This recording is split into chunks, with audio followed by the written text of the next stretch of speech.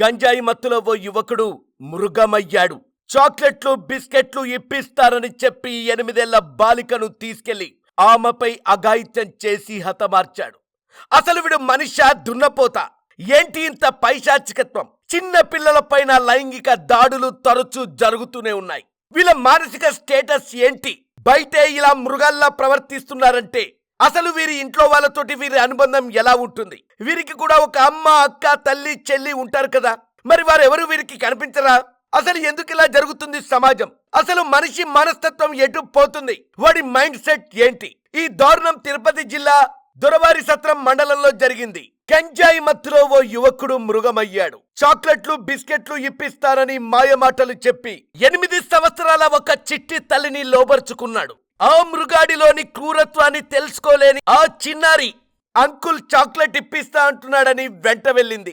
ఒక నిర్మానుష్య ప్రదేశానికి తీసుకెళ్లి ఆమె మీద అఘాయిత్యం చేశాడు. ఆ తర్వాత హతమార్చారు. తిరుపతి జిల్లా దొరవారిసత్రం మండలంలో బుధవారం రోజు జరిగింది. బీహార్ నుంచి వచ్చిన కొన్ని కుటుంబాలు మండలంలోని ఓ గ్రామ రైసు మిల్లులో పని చేసుకుంటూ పొట్టగడవక కూటి కోసం కోటి విద్యలంటూ బతుకు జీవుడా అంటూ ఏదో ఒక చిన్న ఉపాధిని పొందుతూ జీవితాన్ని అతి కష్టం మీద వెల్లదీస్తున్నారు. అదే రైసు మిల్లులో 2 భార్యాభర్తలు కూడా పనిచేస్తున్నారు. ఆ దంపతుల 2వ కుమార్తెను ఆ మిల్లులోనే పనిచేస్తున్న ఒక దౌర్భాగ్యుడు బీహార్ కు చెందిన దిలీప్ అనే వ్యక్తికి 20 సంవత్సరాలు ఉంటాయి. ఈ చిన్నారి సరదాగా ఆడుకుంటుండగా బిస్కెట్లు ఇప్పిస్తానని చెప్పి ఉదయం తీసుకెళ్లాడు. మధ్యాహ్నం మిల్లు నుంచి వచ్చిన తల్లిదండ్రులకు చిన్నారి కనిపించలేదు. ఆందోళనకు గురై చుట్టుపక్కల అంతా వెతికారు. తెలిసిన వారిని అందరినీ అడిగారు. కానీ ఎక్కడా చిన్నారి ఆచూకీ గురించి వివరాలు తెలియరాలేదు.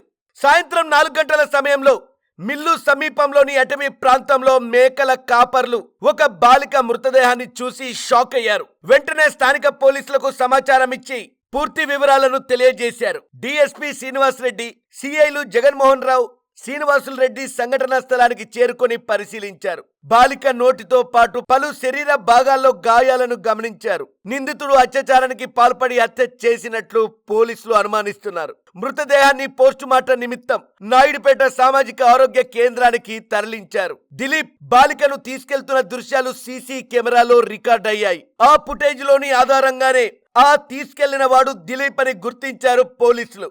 అతన్ని అదుపులోకి తీసుకొని విచారించగా బాలికకు బిస్కెట్లు కొనిచ్చేందుకు తీసుకువెళ్లారని, ఆ తర్వాత ఏం జరిగిందో తనకు తెలియదని తను పోలీసులకు ఇచ్చిన వాంగ్మూలంలో తెలిసింది. అయితే పోలీసులు మాత్రం ఇంకో కోణంలో దర్యాప్తును వేగవంతం చేస్తున్నారు. గంజాయి మత్తులో నిందితుడు బాలికపై అత్యాచారం, ఆపై హత్య చేసినట్లు పోలీసులు అనుమానిస్తున్నారు. అయితే మంగళవారం రాత్రి దిలీప్ గంజాయి మత్తులో బాలిక తండ్రితో గొడవ పడ్డాడు. ఆ మరుసటి రోజే ఇలా జరగటం కావాలనే చేశాడా లేదా మరేదైనా దురుద్దేశం ఉందా అనే కోణంలో కూడా పోలీసులు దర్యాప్తు చేస్తున్నారు. నిందితుడిని కఠినంగా శిక్షిస్తామని, ఇతన్ని వదిలే సమస్య లేదని, ఆడవాళ్లపైన ముఖ్యంగా చిన్న పిల్లలపైన జరిగే అగత్యాలకు మనమే సరైన బుద్ధి చెప్పాలి ఇలాంటి మృగాలకని, ఆ దిశగానే పోలీస్ ఇన్వెస్టిగేషన్ ఉంటుందని ఎస్పీ ఎల్ సుబ్బారాయుడు తెలిపారు. బుధవారం రాత్రి నాయుడుపేట సామాజిక ఆరోగ్య కేంద్రంలో బాలిక మృతదేహాన్ని పరిశీలించారు.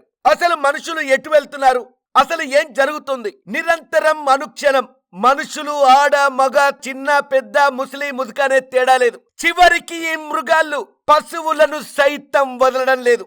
నిన్నటికి నిన్న నెల్లూరులో ఒక బీభత్సమైన ఘటన ప్రతి ఒక్క మగాడు సిగ్గుతో తల దించుకునేలా ఉంది. ఆఖరికి బర్రెను కూడా రేప్ చేసేలా దిగజారిపోయాయి వీళ్ళ మనస్తత్వాలు. అసలు సమాజం ఎట్టిపోతుంది?